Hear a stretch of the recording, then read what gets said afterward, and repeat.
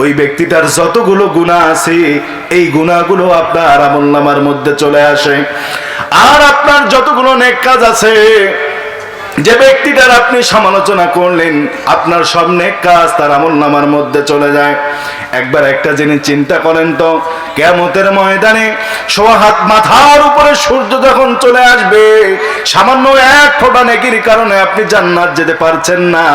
আপনি যদি এইবার আপনার মাকে বলেন, মা এই পৃথিবীতে আপনি আমার জন্য কত কষ্ট করেছেন, মা আমি যখন শীতকালে এই পৃথিবীতে বিছানায় যখন প্রস্রাব করে দিয়েছিলাম, আপনি আমাকে আরেক পাশে রাখছিলেন, ওই দিকেও যখন আমি প্রস্রাব করে দিয়েছিলাম, আপনি এবার ভিজা জায়গার মধ্যে শুয়ে আপনার শুকনা জায়গাটা আমাকে শোয়াইছেন মা। মা এবার যখন ওই শুকনা জায়গাটার মধ্যে আমি প্রস্রাব করলাম, এইবার আপনি ভিজা জায়গার মধ্যে শুয়ে আপনি আমাকে আপনার শুকনা বুকটার মধ্যে নিয়ে নিলেন। মা আজকে আমি একটা নেকির কারণে জান্নাত যেতে পারছি না, আপনি আমাকে একটা নেকি দেন। ওই দিনকে আপনার মা আপনাকে নেকি দেবে? আপনার মা আপনাকে চিনবে? এইবার আপনার বাবাকে গিয়ে যদি বলেন, বাবা এই পৃথিবীতে আপনি আমার জন্য কত কষ্ট করেছেন, মাঠে ঘাটে কাজ করে আমার লেখাপড়ার টাকা জোগাইছেন, আব্বা আপনি আমার জন্য অনেক কষ্ট করেছেন, আজকে একটা নেকির জন্য জান্নাত যেতে পারছেন, আপনি আমাকে একটা নেকি দেন। ওদিনকে আপনার বাবা আপনাকে নেকি দেবে? এইবার আপনার প্রিয়তমা স্ত্রীকে যদি বলেন, ওগো আমার প্রিয়তমা স্ত্রী, তোমার জন্য আমি মায়ের সাথে কত খারাপ ব্যবহার করেছি, তোমার জন্য মায়ের সাথে কত খারাপ আচরণ করেছি, কত ফল ফলাদি এনে চুপ করে তোমাকে খাইয়েছি, মায়ের সাথে অনেক খারাপ ব্যবহার করেছি প্রিয়তমা স্ত্রী, আজকে আমি সামান্য একটা নেকির কারণে জান্নাত যেতে পারছি না, তুমি আমাকে একটা নেকি দাও। ওই দিনকে আপনার স্ত্রী আপনাকে চিনবে? তাহলে চিন্তা করেন, কিয়ামতের ময়দানে যেই মা আপনাকে চিনল না, যেই মা আপনার গুনার ভাগীদার হইল না, যেই বাবা আপনার গুনার ভাগীদার হইল না, যে স্ত্রী আপনার গুনার ভাগীদার হইল না, তাহলে যে সমালোচনা করলো আপনি হিসাব মিলাইয়া নেন, এ হলো আপনার মায়ের থেকেও আপন, এ হলো আপনার বাবার থেকেও আপন, এ হলো আপনার স্ত্রীর থেকেও আপন। ঠিক কিনা বলেন? এই জন্য আমি মাঝে মধ্যে বলি, কেউ যদি আপনার সমালোচনা করে, আপনি তাকে গোরাক না দেখাইয়া, গরম না দেখাইয়া, বরং বাসার বড় মুরগি জবাই করে তাকে খাওয়ানোর প্রয়োজন আছে না নাই? এই জন্য নবীজি সাল্লাল্লাহু আলাইহি ওয়াসাল্লাম বলেন, চগলখোর কখনো জান্নাতে যাবে না।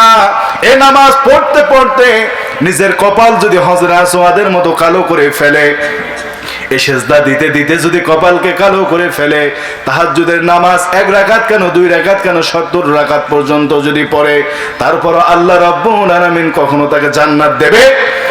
ভাইরা আমার, যে 17 শ্রেণীর ব্যক্তিকে আল্লাহ রাব্বুল আলামিন জান্নাত দেবে না, এর মধ্যে 5 নাম্বার ব্যক্তি হলো আত্মহত্যাকারী, যে নিজের জান নিজেই কবজ করেছে, যে নিজের জান নিজেই খেয়ে নিয়েছে। আর কত বড় জ্বালা, একবার জীবনটাকে শেষ করে দিয়ে দেন। এই আত্মহত্যাকারী আছে না নাই? আর জোরে বলেন, আছে না নাই? কোন জিনিসের সমাধান আত্মহত্যা দিয়া হতে পারে না। আপনি একটা বিপদে পড়ছেন, সাময়িক একটা হেজিটেশন আপনাকে জ্বলে পুড়ে শেষ করে দিচ্ছে, কিন্তু তাই বলে আপনি নিজের জান খেয়ে ফেলবেন, এটা বরং আল্লাহর সাথে বিরোধিতা করা। আল্লাহ বলেন, ওকে আমি হায়াত দিলাম, কিন্তু ও মানতে রাজি না, ও নিজের জান নিজেই খেয়ে নিল, কিয়ামতের ময়দানে আমি আল্লাহ ওকে মাফ করব? ভাইরা আমার, আত্মহত্যা করা কত বড় পাপ। নবীজি সাল্লাল্লাহু আলাইহি ওয়াসাল্লামের জামানায় যারা আত্মহত্যা করত, নবীজি সাল্লাল্লাহু আলাইহি ওয়াসাল্লামের সাহাবারা এই জায়গার মধ্যে তাদের জানাজা পড়ার জন্য যাইতো না। যারা আত্মহত্যা করবে, নবীজি সাল্লাল্লাহু আলাইহি ওয়াসাল্লাম হাদিস শরীফের মধ্যে জানায় দিয়েছে যে রশি দিয়ে আত্মহত্যা করবে, জাহান্নামের মধ্যে তার ওটাই শাস্তি হবে, সে নিজের গলায় নিজেই রশি দিতে থাকবে আর নিজেকে মারতেই থাকবে। যে ধারালো কোনো অস্ত্র দিয়া আত্মহত্যা করেছে, জাহান্নামের মধ্যে তার ওটাই শাস্তি হবে, সে নিজেকে ওটা দিয়ে আঘাত করতে থাকবে। এইরকম করে কিয়ামত পর্যন্ত অনন্তকাল আযাব চলতে থাকবে। তাহলে আজ থেকে আমাদের আত্মহত্যার চিন্তা মাথায় আনা যাবে? ভাইরা আমার, এইবার আসেন 6 নাম্বার হলো যে ব্যক্তিগুলো জান্নাত যে যাবে না, আল্লাহ রাব্বুল আলামিন যাদেরকে জান্নাত দেবে না, এর মধ্যে 6 নাম্বার ব্যক্তি হলো যারা আত্মীয়তার সম্পর্ক ছিন্ন করে। এই আত্মীয়তার সম্পর্ক ছিন্ন করাটা কেমন? মনে করেন আপনার সাথে আমার ভালো সম্পর্ক আছে, আপনি আমার কাছ থেকে 5,000 টাকা নিলেন, কিন্তু কিছুদিন পর সেই টাকা সময় মতো না দেওয়ার কারণে আপনি আমার সাথে সম্পর্কটা নষ্ট করলেন। এরকম ব্যক্তি আমার আপনার সমাজে আছে না নাই? আরো জোরে বলেন, আছে না নাই? আর বিপদের সময় টাকা দিয়ে কি যে এক জ্বালায় পড়ছেন, মনে হয় ওর কাছে আপনার পাওনা টাকা আপনি পাচ্ছেন না, ওর কাছে আপনি আবার নতুন করে ধার চাচ্ছেন, ঠিক কিনা বলেন? ওর পাশে ঘুর ঘুর করে ঘুরে বেড়ার লাগে, আছে না নাই? আরো জোরে বলেন, আছে না নাই? এইরকম করে আত্মীয়তার সম্পর্ক ছিন্ন হয়। কথা বলেন।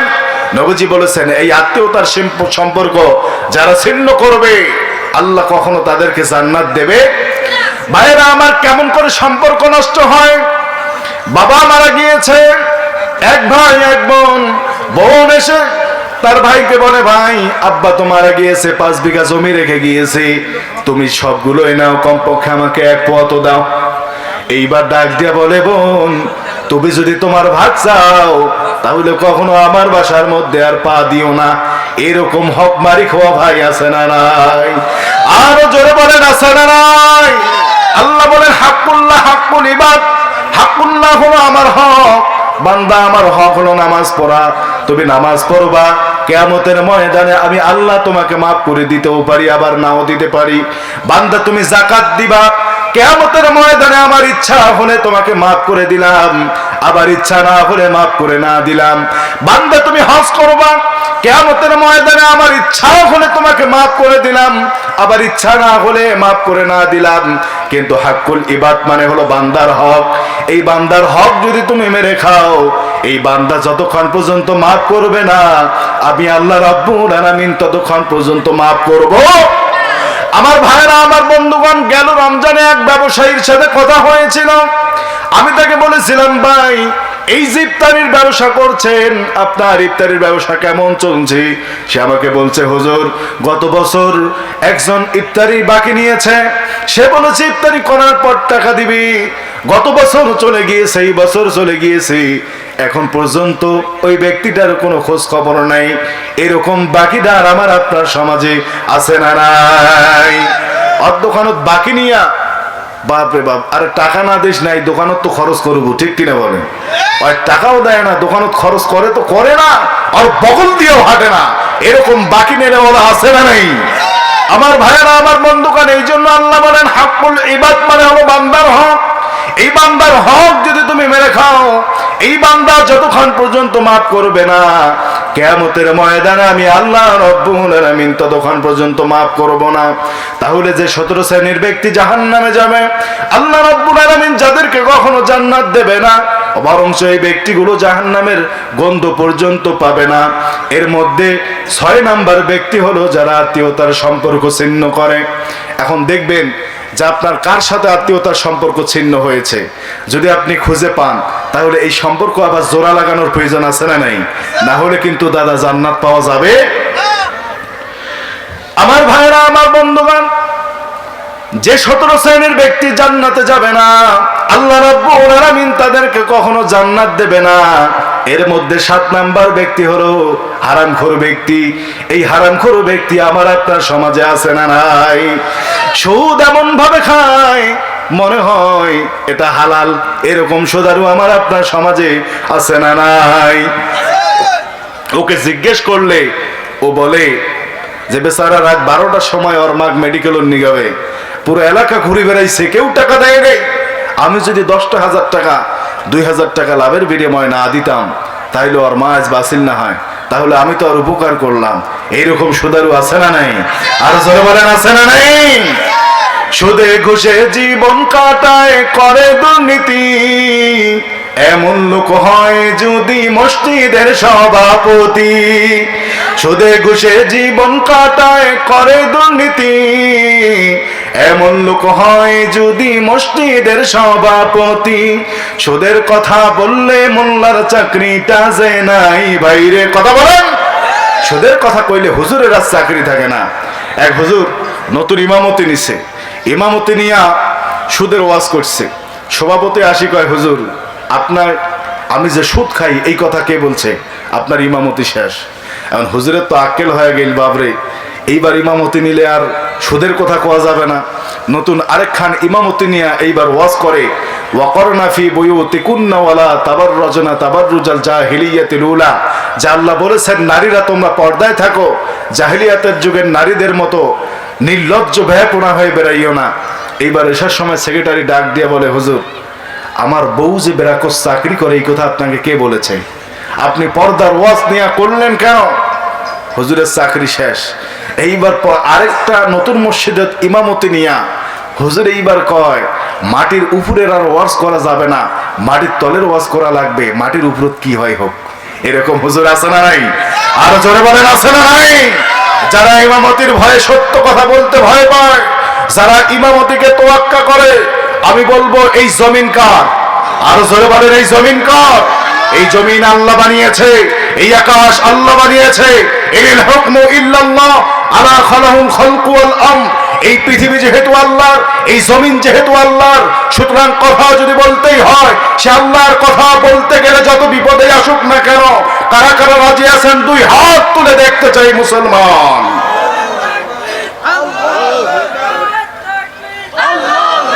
হাত নামান। তাহলে হারাম খাওয়া ব্যক্তি কখনো জান্নাতে যাবে? আর জোরে বলেন জান্নাতে যাবে? আমার ভাইয়েরা, হারাম খানেওয়ালা ব্যক্তি কখনো জান্নাতে যাবে না। এই হারাম খানেওয়ালা ব্যক্তি এমন হয়ে গিয়েছে, নবীজি সাল্লাল্লাহু আলাইহি ওয়াসাল্লাম একজন সাহাবাকে জিজ্ঞেস করলেন, বলো তো সে জামনার স্ত্রীর চরিত্রটা কেমন হবে? ওই সাহাবা বললেন, ইয়া রাসূলুল্লাহ, আল্লাহ এবং তার রাসূলই ভালো জানে সে জামনার স্ত্রীর চিত্রটা কেমন হবে। নবীজি সাল্লাল্লাহু আলাইহি ওয়াসাল্লাম বললেন, তোমরা যাও আজকে রাতে ঘুমাও, ঘুমের মধ্যে যেই স্বপ্নটা দেখবা এই স্বপ্নটা এসে তোমরা আমাকে বলবা। ওই সাহাবাগুলো চলেই গেলেন। রাতে স্বপ্নের মধ্যে দেখলেন, একজন সাহাবা রাতে স্বপ্নে দেখলেন, পচা দুর্গন্ধ যুক্ত একটা গরু পড়ে মরে আছে, মাংসগুলো পচে গিয়েছে। চারপাশে কিছু মানুষ হাসি মুখে সেই মাংসগুলো ছিঁড়ে ছিঁড়ে খাচ্ছে। সাহাবা এই দৃশ্য দেখে নিজেকে কন্ট্রোল করতে পারলেন না, নিজের লোমগুলো দাঁড়িয়ে গেল। এইবার দুই নাম্বার যে জিনিসটা দেখলেন, দুই নাম্বার জিনিসটা হলো এক জায়গার মধ্যে তিনটা কূপ। প্রথম কূপের পানি উছলে গিয়ে দ্বিতীয় কূপের মধ্যে পড়ার কথা, কিন্তু দ্বিতীয় কূপের মধ্যে না পড়ে তৃতীয় কূপের মধ্যে পড়ছে। ওই সাহাবা আর নিজেকে কন্ট্রোল করতে পারলেন না। এইবার কিছুক্ষণ পর তিন নাম্বার যে জিনিসটা দেখলেন, এক জায়গার মধ্যে একটা ক্ষেত, চতুর্দিকে বেড়া রেখে দিয়েছিল ছাগল গরু থেকে বাঁচার জন্য, যে ক্ষেতটাকে বাঁচাইছিল। কিন্তু আশ্চর্যের বিষয় হলো যে জিনিসটা দিয়ে বেড়া দিয়েছিল এই বেড়াটাই ক্ষেতগুলো খাচ্ছে। সাহাবান নিজেকে কন্ট্রোল করতে পারলেন না, লোমগুলো শিহরে উঠল, সঙ্গে সঙ্গে চলেই গেলেন জনাবে মুহাম্মাদুর রাসূলুল্লাহ সাল্লাল্লাহু আলাইহি ওয়াসাল্লামের দরবারে। গিয়ে বললেন, ইয়া রাসূলুল্লাহ, যে জিনিসটা আমি স্বপ্নের মধ্যে দেখলাম এই জিনিসটার ব্যাখ্যা যদি আপনি আমাকে না দেন তাহলে আমি নিজেকে কন্ট্রোল করতে পারবো না। নবীজি সাল্লাল্লাহু আলাইহি ওয়াসাল্লাম বললেন, তোমার স্বপ্নটা জলদি বলো। ওই সাহাবা বললেন, ইয়া রাসূলুল্লাহ, স্বপ্নের মধ্যে আমি যেই জিনিসটা দেখলাম, একটা গরু মরে গিয়েছে, মাংসগুলো পচে গিয়েছে, দুর্গন্ধযুক্ত হয়েছে, কিন্তু চতুর্দিকে কিছু মানুষ হাসি মুখে সে মাংসগুলো ছিঁড়ে ছিঁড়ে খাচ্ছে।